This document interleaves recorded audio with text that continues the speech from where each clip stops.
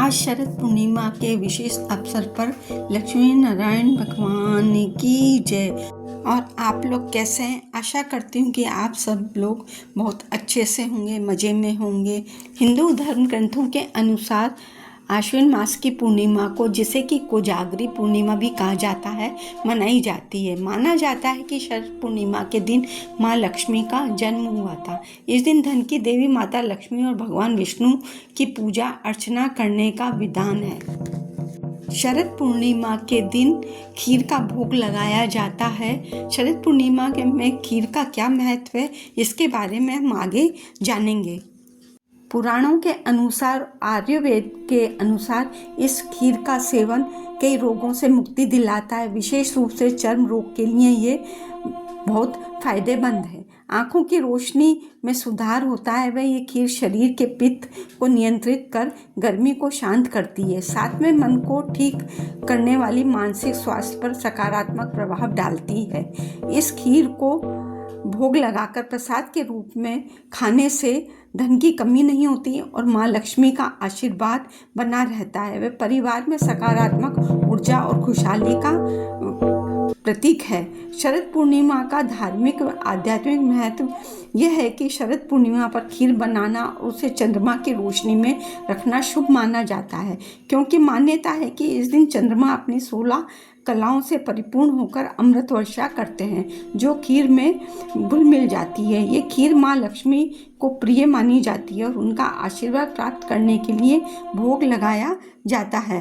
प्राचीन मान्यता के अनुसार इस दिन यदि खुले आंगन में चंद्रमा की रोशनी में सुई में धागा डाला जाए तो आंखों की रोशनी बढ़ती है।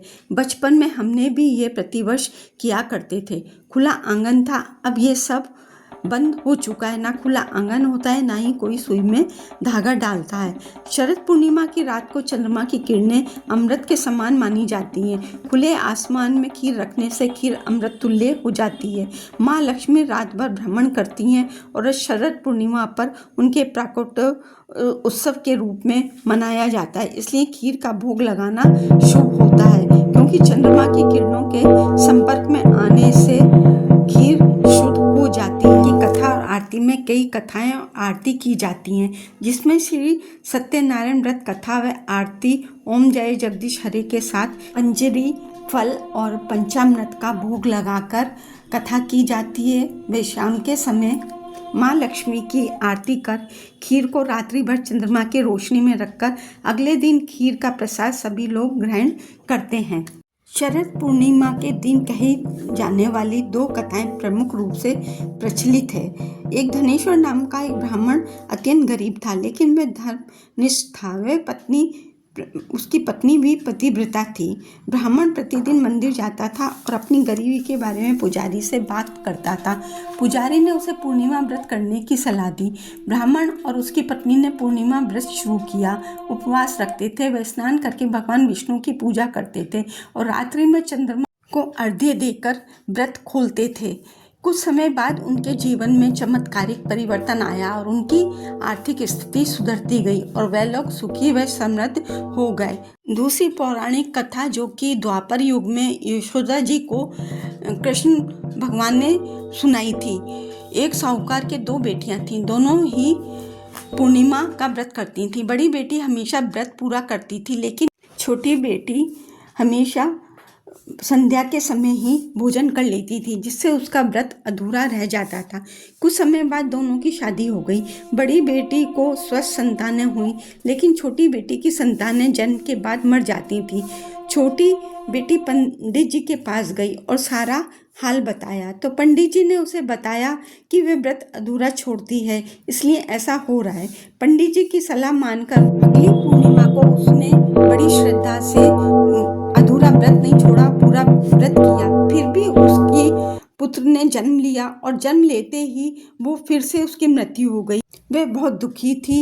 उसको ये दुख हो रहा था कि मैंने पूरा व्रत करने पर भी मेरे संतान ने जीवित नहीं है, पर उसे ये नहीं पता था कि उसके पूर्व जन्मों के कर्मों का उसे फल मिल रहा है। जब बड़ी बहन को ये बात पता लगी तो जैसे उसको सांत्वना देने लगी और उसका पल्लू मृत पुत्र से लगा तो वह जीवित हो उठा। ये चमत्कारिक बड़ी बहन के श्रद्धा से किए गए व्रत का फल था। जैसे ही छोटी बहन ने देखा तो वह उसने प्रण किया कि वह अब पूरी निष्ठा से हमेशा पूरा व्रत किया करेगी, कभी अधूरा नहीं छोड़ेगी। बोलो लक्ष्मीपति विष्णु भगवान की जय। ओम नमो भगवते वासुदेवा हे नमे। तो फ्रेंड्स, आपको मेरा वीडियो थोड़ा भी पसंद आया और आप भी क्या खीर बनाते हैं, उसका भोग लगाते हैं, उसके महत्व के बारे में क्या आपको पहले से पता था? अपना कमेंट ज़रूर से ड्रॉप करें कमेंट बॉक्स में। वीडियो थोड़ा भी पसंद आया हो तो लाइक करें, अधिक से अधिक शेयर करें। चैनल पर पहली बार है तो सब्सक्राइब करना ना भूलें। बेल आइकन को हिट करेंगे तो मेरी वीडियो अपलोड करते ही सबसे पहले आपके पास नोटिफिकेशन मिलेगी। जल्दी ही नए वीडियो के साथ फिर मिलते हैं। धन्यवाद।